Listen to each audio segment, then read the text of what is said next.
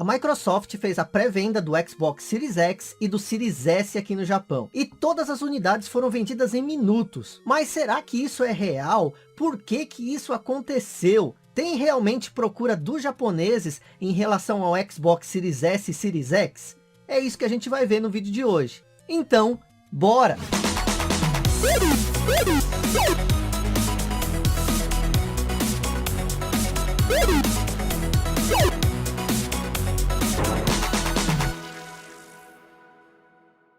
Para começar, tudo que foi dito é real. A pré-venda do Xbox Series S e Series X realmente foi um sucesso. Em minutos, os consoles desapareceram. Eu mesmo tentei fazer uma pré-compra, mas coisa de 1 minuto já estava tudo encerrado. Então quer dizer que agora vai. O Xbox Series S e Series X vai fazer sucesso no Japão. Então, pode ser que sim, pode ser que não. Vamos por partes. Como eu falei, eu não gosto muito de especulações. Então vamos lá, vamos para fatos concretos. Não sabemos quantas unidades a Microsoft disponibilizou dos consoles Xbox Series S e Xbox Series X aqui no Japão.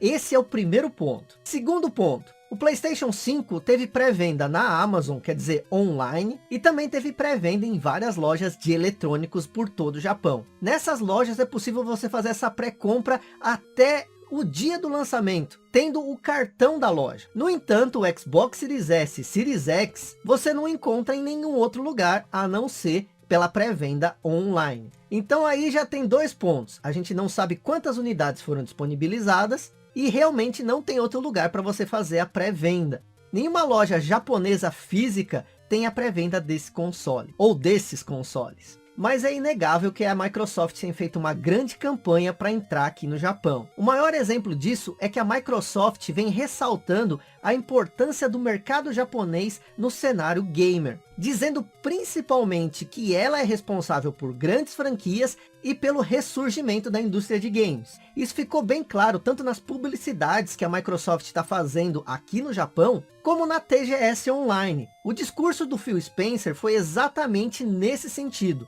Primeiro que ele começou o discurso dizendo Minasan konnichiwa, e se apresentando de forma polida e em japonês. Isso mostra um grande respeito pela cultura japonesa. Quem viu meu vídeo falando sobre a história do Xbox, viu que o Bill Gates teve um comportamento totalmente diferente aqui no Japão. E em vez dele seguir um roteiro que já estava pré-determinado, como é de praxe aqui no Japão, ele improvisou, e isso deixou muita gente descontente. Mas você vai falar assim, Isui, só foi esse o problema da Microsoft não ter tido sucesso no Japão? O discurso do Bill Gates? Não, não é só isso. Eu digo que isso é um dos fatores, mas que foi um cartão de visita bem chatinho. O discurso do Bill Gates na época era dizendo como o Xbox era revolucionário, como ele era melhor, como ele tinha muito mais funcionalidades, como que ele era muito mais que um simples videogame. Algo que seria extremamente normal no Ocidente. Nós somos acostumados a discursos assim. No entanto, os discursos japoneses, você muito mais respeita quem já está no mercado. Foi um discurso bem diferente do Phil Spencer. Você consegue notar a diferença entre os dois? Então é inegável. A Microsoft está tendo um interesse por parte do japonês como nunca houve na história. Exatamente por atitudes de marketing e do próprio presidente. Algo que foi muito legal foi que o discurso do Phil Spencer é tipicamente um discurso japonês.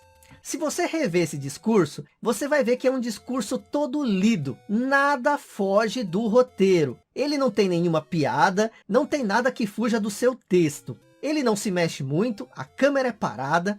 É exatamente um discurso japonês. Diferente do Phil Spencer na E3, por exemplo, em que ele está mais despojado, com a mão no bolso, com o microfone na mão. Por isso que muita gente fala assim, então quer dizer que o Japão não gosta dos costumes ocidentais? Não é bem isso. É a Microsoft que não queria entender e enxergar o mercado japonês. E vocês podem ver que atitudes simples dessas já fazem toda a diferença. E não é porque o japonês é nacionalista.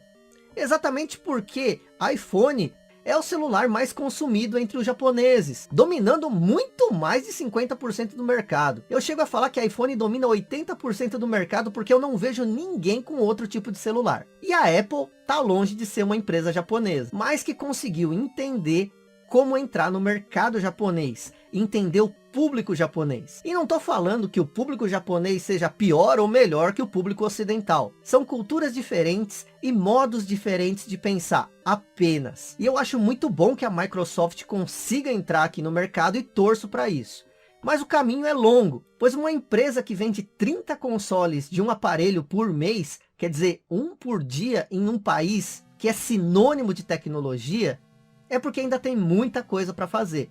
Mas também o mercado de eletrônicos aqui no Japão é enorme. Se um japonês quiser, tiver interesse mesmo em ter os 3 aparelhos, um da Nintendo, um da Sony e um da Microsoft, ele pode ter. Isso não é nenhum absurdo, exatamente pelo poder de compra do japonês. Tá certo que o caminho é árduo, mas se a Microsoft conseguir, é excepcional. Concorrência é muito bom em qualquer setor de atividade. Outro ponto é que a Microsoft tem comprado grandes estúdios. E os grandes estúdios japoneses, a Microsoft tem uma boa relação. Eu acho que o maior problema da Microsoft é com os estúdios menores do Japão. Existem jogos exclusivos aqui para o público japonês. E que não são feitos por grandes estúdios. E esses pequenos jogos que levam o Switch e o PlayStation 5 para um público estritamente japonês. Talvez com esses estúdios menores, a Microsoft tenha que ter uma atenção maior. E eu acho que a representatividade da Microsoft aqui no Japão poderia ser melhor também. Coisa que, por exemplo, ela tem uma relação muito boa aí no Brasil. Então vamos resumir aqui. Se você gosta da marca Xbox, se você gosta da empresa Microsoft, saiba que sim, é verdade. A pré-venda do Xbox Series S e Series X acabou em minutos aqui no Japão. No entanto, a gente não sabe qual a quantidade de consoles que foram comercializados e foram designados para o mercado japonês. Outro fator é que a pré-venda só foi feita online. Nenhuma loja física vende o Xbox Series S em pré-venda. Diferente do PlayStation 5. A Microsoft tem feito uma campanha de marketing correta aqui no Japão. E isso exatamente acontece com o presidente da Microsoft. Phil Spencer fez um discurso estritamente japonês. Isso mostra que a Microsoft está querendo entrar realmente na briga aqui no Japão. Isso é muito bom para a indústria, mas a Microsoft ainda tem que lembrar que tem um árduo caminho pela frente. O Xbox One tinha uma média de um console vendido por dia. Isso é muito baixo em relação a uma empresa do tamanho da Microsoft. E para encerrar, na minha opinião, a Microsoft tem que ter uma representatividade maior aqui no Japão e tem que ter um diálogo melhor com soft houses menores aqui do Japão, que fazem jogos exclusivos para o público japonês. Mas na minha opinião, eu acho que a Microsoft está indo no caminho certo. Tudo que ela tem feito no marketing dela aqui no Japão está sendo correto. Espera aí que eu vou dar um último pitaco em relação a uma pergunta que vocês me fazem em todos os lugares. A compra da Sega pela Microsoft. Primeiro ponto é, eu acho que essa venda é muito difícil de ser concretizada. Primeiro que a Sega é de uma grande empresa japonesa, a Samy. A Samy que trabalha com diversões eletrônicas e com Pachinko, que são as máquinas caça-níqueis que movimentam bilhões de dólares aqui no Japão. E a Sega é uma instituição. Existem game centers da Sega a cada 5 minutos no Japão. E esses game centers não são da Sega, são franquias. Mas esse não é o ponto também que eu quero chegar.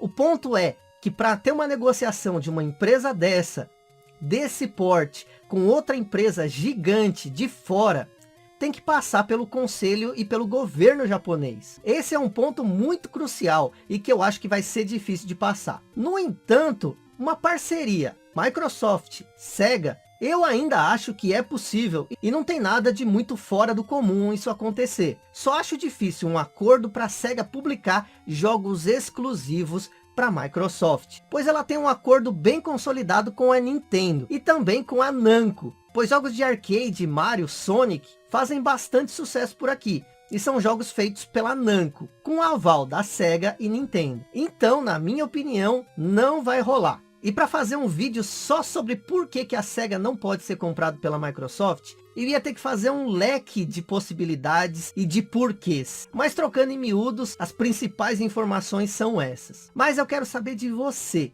O que você acha da Microsoft aqui no Japão? Você acha que ela vai dar certo? Você acha que finalmente o Xbox vai ser concorrente do PlayStation 5?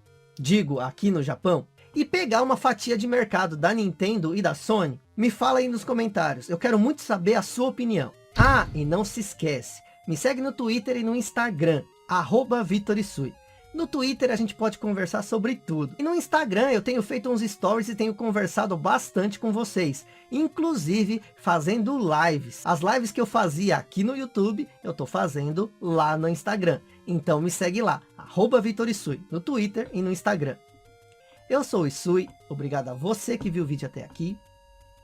E até mais.